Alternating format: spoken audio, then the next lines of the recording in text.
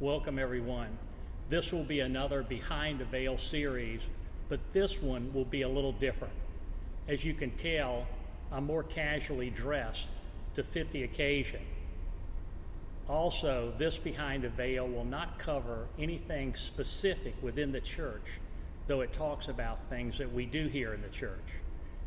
The title of this Behind the Veil is The Shiny Nickel, What We Truly Miss. I'm sure that each of us can appreciate the fact that when something is taken away from us, we appreciate it a lot more than prior to that. Right now, this couldn't be ever more evident than what is happening right now. Everything seems to have been taken away from us. So let's see what we truly miss. Let's start with children.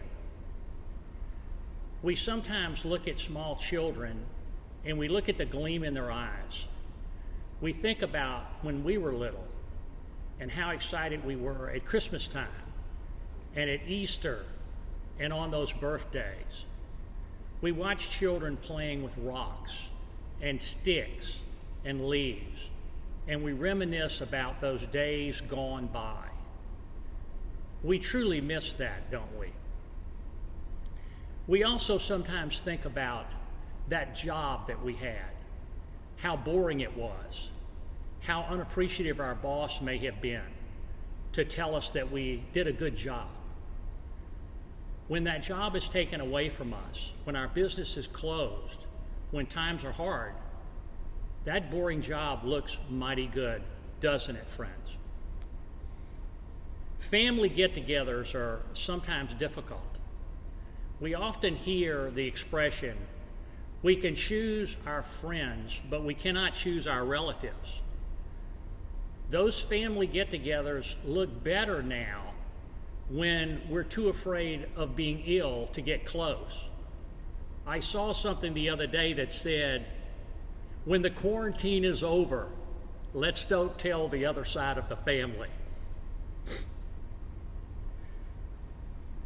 The loss of a loved one is a real biggie. Each of us has been affected one way or another by the loss of a loved one. We remember that face, those eyes, that smile, that voice. We remember what we did do, what we didn't do, the things that we should have taken care of, and those things that we did not. The times that we should have been there, and the times that we failed to be there. It's too late now. That person is gone. There's nothing that we can do about it. But we truly miss them, don't we, friends? Now, right now, with our churches closed, that also is a real big one. We think about the fact that there are no masses. There's no Holy Communion. There is no reconciliation. Our holy water fonts are even empty. There was no Easter service, no Triduum Masses. Holy cow. No one would have ever thought that. I've heard people remark that in their lifetime this has never happened. Well, of course it hasn't. It hasn't ever happened ever. So we truly miss all of that, don't we? Those Easter services and those masses. Sometimes I think that we come to church in a more lackadaisical fashion. We're scrambling to get the children ready, to get them dressed. We're hoping that a pew will be available for us to sit in. Sometimes we take 2 cars for fear that we'll all be late. Everyone can be stressed out. We rush into the church to make Mass because that is just what we do. We sit in the pew and we hope the homily is not too long. We look at our watch or our cell phone checking the time. And when it comes time for communion, we get up and we go because that's what we do. At the end of Mass, we're praying that there will be donuts in the coffee shop because we've told the kids that they will be there. And that's how we kept them quiet during the service. Interesting, isn't it? Now we really miss that. I personally have been thinking a lot lately about reconciliation, and that's really strange for me. You see, I don't go to reconciliation as much as some of you, but I may go more than others. You see, I've often found that it's a little difficult for me. Probably some of you can understand that clearly, how difficult it seems to be at times. But I miss reconciliation now. It's something that I truly miss, because I had an opportunity for reconciliation right before everything closed, and I passed on it. Now I wish it was there. I'm going to let you in on a little secret. Now you've got to promise me that you won't tell anybody. And you also have to promise me that if you have a future second grader, that you will not tell them this, because it's a secret. It's called my shiny nickel talk. You see, the school invites me every year in January to speak to all of the second graders who are about to make First Communion. And we gather right here in the sanctuary, one class at a time. And I talk to them about reconciliation. You see, Father talks to them about the First Communion process. So I talk to them about reconciliation. And they get really locked in when we start talking about that, because they are inherently nervous about that process. They've been hearing about it in their classrooms. So what I tell them is that I understand what their little souls look like. So I have a whiteboard here, and I drew a picture of their soul because I know what it looks like. And so it looks like this. So here's their soul, I tell them. And this is what happens to their soul when they don't pay attention to their parents and do something they're not supposed to do. When they misbehave in the classroom and don't listen to their teacher. When they take something that didn't belong to them. When they are ugly to their siblings. They all react to that one. When we tease someone and make them cry. And we can go on and on. But you understand the process. So here's what I show them, what their soul probably looks like. However, when First Reconciliation comes along, we get out the eraser and we scrub our souls like this, and all of a sudden, after reconciliation, our souls are all shiny and clean again. Now, they relate to this, but they can relate to something else just as well. I tell them that their parents have a car that's gotten dirty because it's been raining. And the parents have two choices. They can either wash the car in the driveway or they can take it to a car wash. Well, they all relate to a car wash. So we run the car through the car wash. It's filthy. And when the car comes out the other side, it's clean as a whistle. It looks like a brand new automobile. Well, that's what happens to their soul when we send it through First Reconciliation for them. So the car wash cleans up the car just like reconciliation cleans up their soul.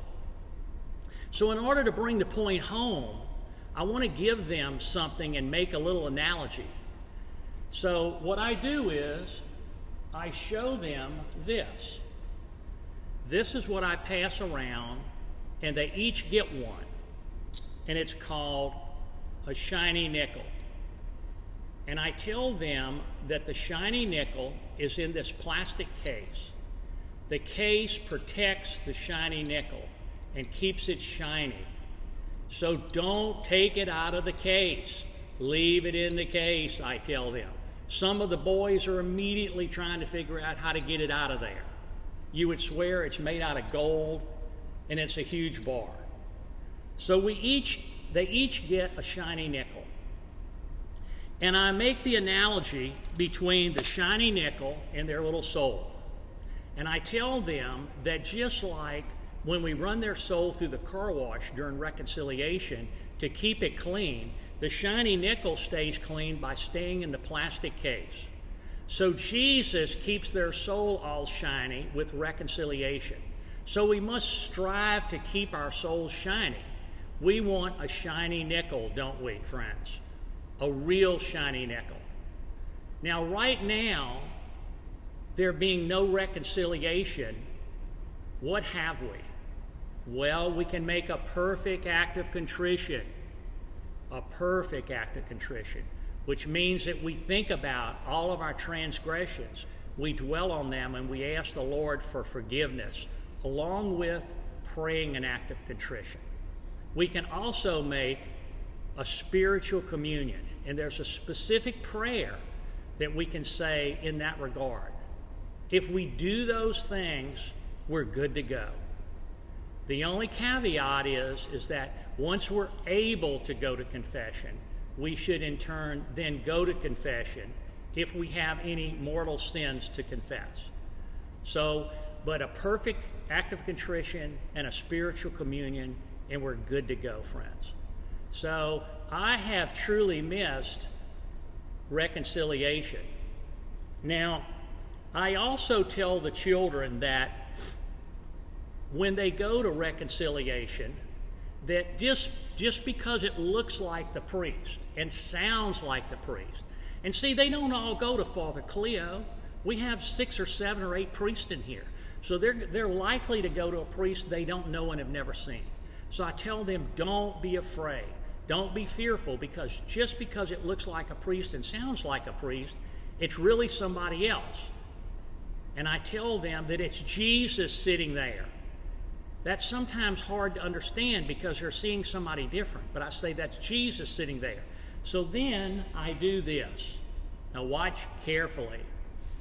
So I do this, and I ask them, who is this? And they all scream, it's Jesus. At least they recognize him. So they all scream, it's Jesus. And I say, this is who's sitting there.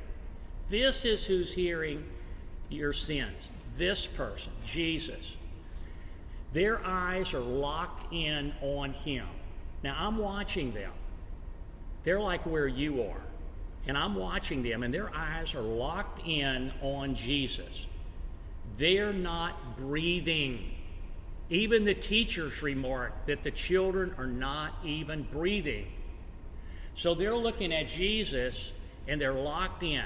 And so I tell them, look, Jesus has been here all a while. You just can't see him. He's like right here. And I do my hand like that, and I say he's been right here the whole time because he wants to make sure that I'm telling you the right thing, because you are called his little ones. And he wants to make sure that I tell his little ones the right thing. So sometimes while he's standing right here, he says, Fred, tell them that again. They didn't get it. Or, Fred, go over that one more time, slower. And so I'm paying attention to what he's whispering in my ear. Now, when I do my hand like this, all the little girls look right at my hand. They're like locked in on my hand. The boys are looking up at the ceiling, but the girls are, it's really funny. You have to see this, but the girls are looking right at my hand. So I tell them, do not be afraid. Jesus will be with them. All right, now, there are other things that we can do to make us feel more comfortable, and in such maybe don't truly miss some things as much as we really do. And one of those things is, I find that we should call on Mary to help us. When I went to Medjugorje about 1.5 years ago, I met an artist there, our group did, and we ended up eating dinner with him. And he grew up with the Visionaries, and he got together with the Visionaries, and he wanted to paint a picture of the Blessed Lady as the Blessed Lady appears to the Visionaries at Medjugorje. So he did that. And we saw that painting, and it was spectacular. And that painting is here.